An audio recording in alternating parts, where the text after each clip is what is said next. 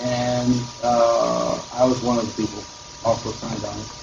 And at the same time, my name got sent off as an applicant to a New England prep school, because this was, by now we're into the 60s, and it's the age of experimentation with integration.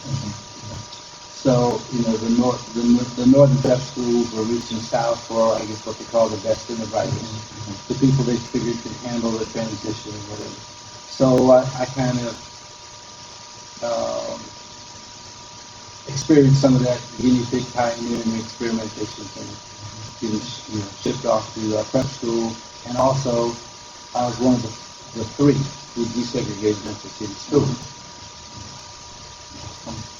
That's fantastic. In that you never get a chance to hear these kinds of things from, And in case there's anybody who doesn't have a feel for how segregated schooling used to work,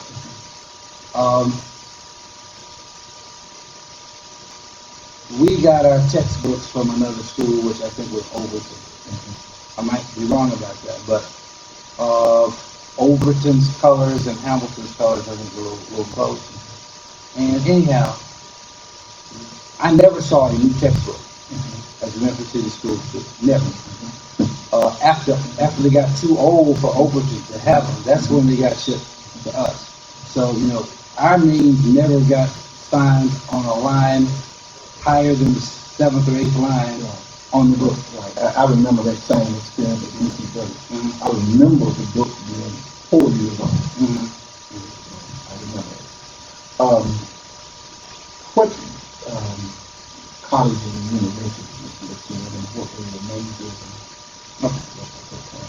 Well, other than a one-course night school enrollment or something, I did 2 years at Yale, 1 year at Lemoyne Owen when it was just Lemoyne, and 2 at University of Memphis.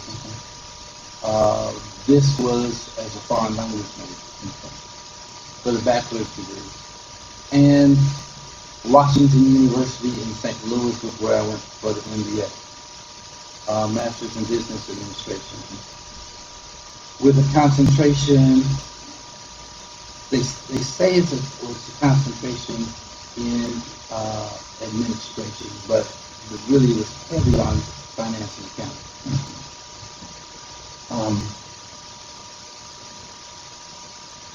At what point did you meet? When I was going for the MBA in St. Louis, I met her there. One of her friends was interested in one of my friends. So when I had a party, she showed up at the party. And it was just like the movie, I saw her come across the room.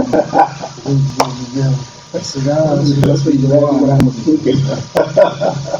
I drifted over and I asked her her name, and it was as I had always dreamed it would be, and I just knew she was the one. We are connected, and been connected ever since. And you produced how many children? 5. And how many grand? Oh, let me count now. As the latest news is 1, 2, 3, 4.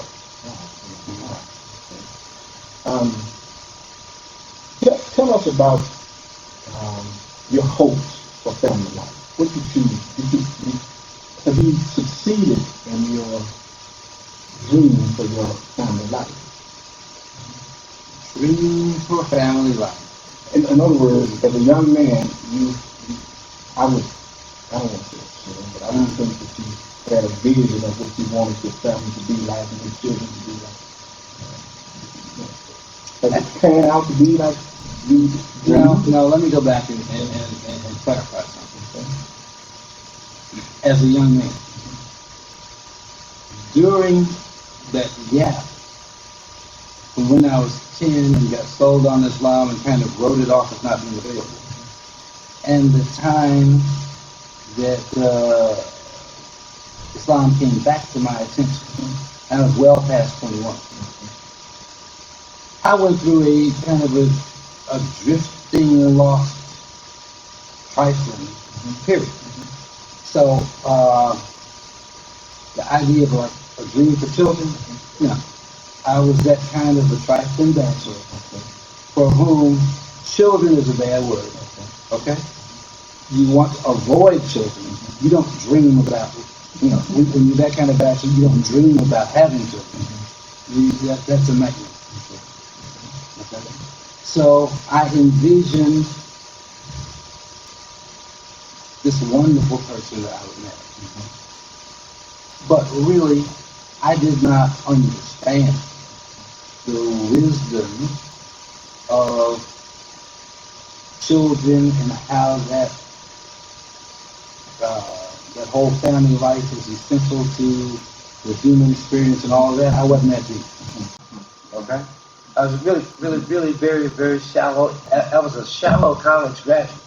Okay? I didn't really start getting educated beyond certain polish and tricks and games until Imam Muhammad started teaching me, really. To be quite frank, when I graduated with my first college degree, I could speak in 3 languages. I had nothing to say. Well, you've done a fine job, but with family life. Tell us, what you did not answer the question as to your dream. Has it been successful? Do you feel successful at this point in time? Your children are all adults now. I feel blessed and successful, but I can't claim that I was guided enough to even have a dream when I was young. Okay. So it's beyond even having a dream. I think, you know, I can understand it in that you're the only child, so you never saw parenthood implemented on any other child but yourself. Right. Okay, so I can understand that. Now we've come to a point, we're going to make a little transition. We're going to come to a point where your jobs, okay, and the type of jobs that you undertook. Okay, before and right as a Muslim, and we would have to know what type of job that you actually take, if you actually work. Yes, I actually worked. Prior to graduating college, I had pocket change type jobs, newspaper courier, and then a bakery production line work for gas money, pocket change, to buy my various beverages at that stage of development of my life. So I was going to the University of Memphis and also working at the Tasty Bakery, banging out sweet rolls from the baking pan onto the assembly line. 2 hours on, 15-minute break, another 2 hours, 15-minute break. This type of thing. After college, I was a claims rep for a major insurance company in the eastern Pennsylvania area, based out of Philadelphia, helping make determinations on claims and also going out to be the polished representative, the face of the company. After the salesperson would sell a small private business on buying insurance, I come and gather the employees and make sure that the employees were happy with the selection the employer made. They knew how they were going to be treated, what to do in the event of a claim, and all of that. It was a job that just required you to be smooth and learn the company's ways. I asked them why did they want a foreign language major, because I majored in French and Spanish. They said, we just wanted you to prove that you can handle anything we throw at you, because we got a manual to throw at you. That's their understanding. Right. That's the corporate culture. After going back for the MBA, which I had to do that because as a claims representative, I got assigned to analyze why there was a loss on a certain major contract. And after I solved it, I wanted another assignment like that. They said, well, no, this is not normal. Okay, we gave it to you, but normally this is for businessmen. So I went back. And after that, I was a financial analyst, corporate type person. I worked forward up in the headquarters in Dearborn, W.R. Grace, which is Fortune 500, actually Fortune Top 50 company at the time, Stax Records. And what did you do for Stax? I was on the accounting staff in their head office, and then in their last year or so, I became the comptroller for another operation or division of them, which they bought in Arkansas. So I became the company representative. Were you there during their downfall? You experienced all of that in that period. Yeah. Did you get into any music of your own? Yeah, I wrote a few songs, which Stax bought. They never got recorded by an artist. So you can add songwriter to your resume. Do you play any music? Not well enough to claim. I don't think you really should call yourself a songwriter until there's some commercial success. Okay.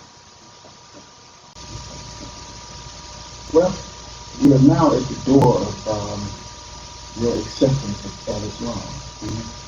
So what occupation did you have at that time when you accepted Islam, and how did you accept the Shahada? Well,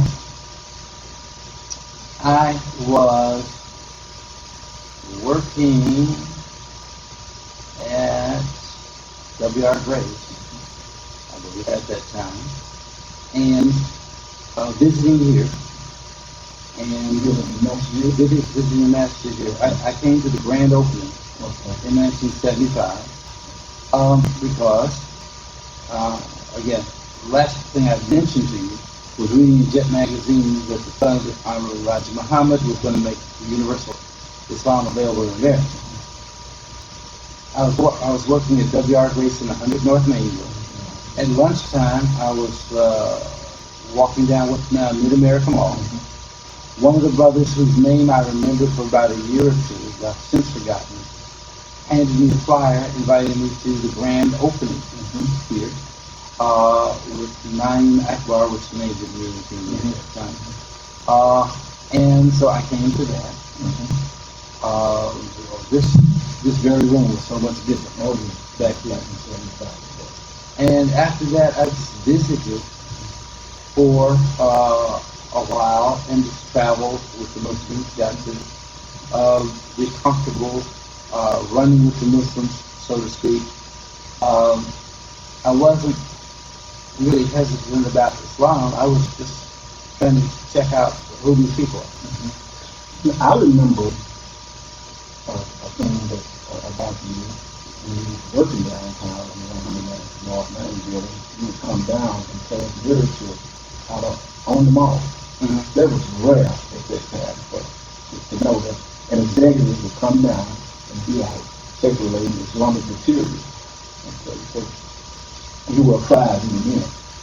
But coming in here and the teaching of Al-Islam, or the philosophy of Al-Islam, and the culture of the community here, what caused you to just draw in? This is it, type. Well, I was free soul. All I had to do was assure myself that there was no particular problem associating with this particular group of people that I needed to be aware of. So it was just kind of like a due diligence. But I tell you what really happened. What really happened. When I came to the grand opening, everything was fine. But my good friend Yusuf Bayrat, Yusuf Bayrat, toward the end, he got up on the rostrum and he had a book of life cards. and he talked about accepting Al-Islam and signing the Book of Life. And he just happened to use a choice of words which makes me say, whoa, I got to find out what's to this. Because he said, sign the Book of Life card like you endorse your payroll check. So I had to spend some time trying to satisfy myself, why did he say that? Okay. Is there something about the exact way I endorsed my payroll check, or was that just a happenstance expression that he used? So I was visiting for another year and a half. That idea would come from an executive, an accountant, and all that too. So you'll be A-lady and all of that, right? So that's okay. So Baylock is responsible for years delay. He's not going to like it. So, at that time, and during that time period, Imam Muhammad was taking the community through a transition. And, I knew this was going to happen because the Jet magazine basically said as much. But I also had to decide, with me not having had Nation of Islam back then, was it proper and appropriate for me to be listening to the teaching which contained a heavy dose of dealing with something that I never had in the first place? So, how would this work with me coming in brand new as a transition from where I'm coming from, and a community which is having a transition from where it's coming from? And so after a while, I said, well, it appears that this will work fairly well. I wound up looking at it, well, we're all, to some extent, learning together, though the community has an admirable conditioning that I lack. But as far as some doctrines and practices, we're all learning this together, and I can learn it. You during that period of time, there was a little struggle going on, and not only for you, but for all of us. We were all in a little struggle trying to make that transition. Right? Okay.